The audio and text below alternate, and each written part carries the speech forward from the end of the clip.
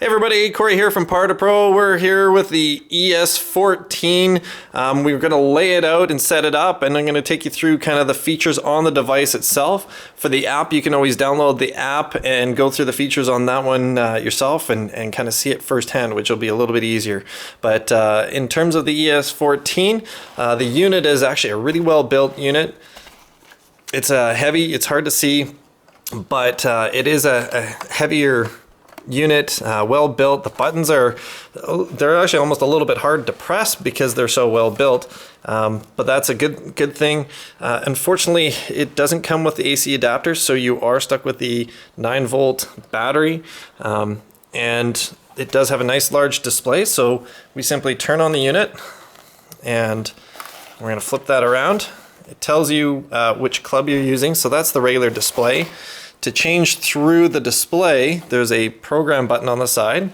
You hit the program button once, and it's kind of hard to push. So you can change your altitude, and you can, when you're in the program mode, use the up and down button to scroll through the different programs.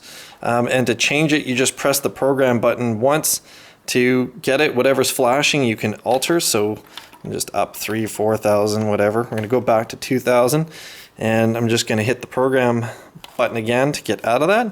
And I'm going to scroll through using the up and down button here. The unit, we've got it in yards. Now this one is really important to know, because in the bag, what clubs are in your bag, you can actually go through and change the degrees or the loft of the club for every club that's in the bag.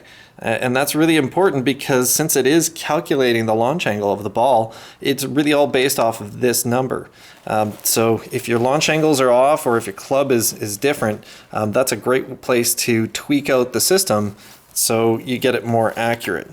The display, you can go through and actually show what displays on screen.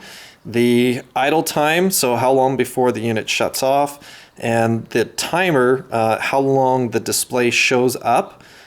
So if your club speed or your ball speed and your direction show up for 7 seconds, you can change that to longer if you want. And you can reset your Bluetooth connections here.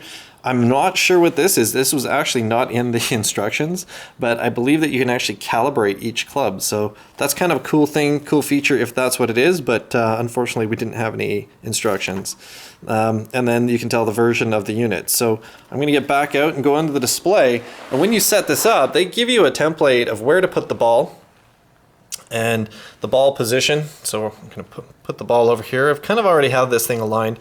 And what we found is that you can move it, within a club's length or two and still be able to pick up the ball.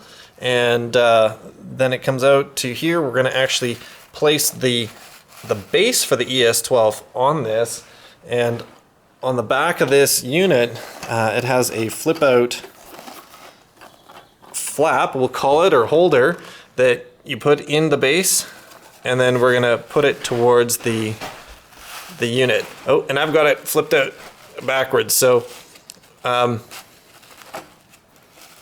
going to put the ES14 on that way, and then we're going to put the edge on here. Now, it does tell you that you need to place that flap in different position, whether it's for different clubs. So the angle of the unit is really dependent on which clubs you're using. So this is a really important device that they have to really help with calibration. Once you've got it in position, then you align it right to your ruler and you try to square it out. And what we've got is we've got a straight line here that we align this to, and then that aligns all the rest of that being straight out.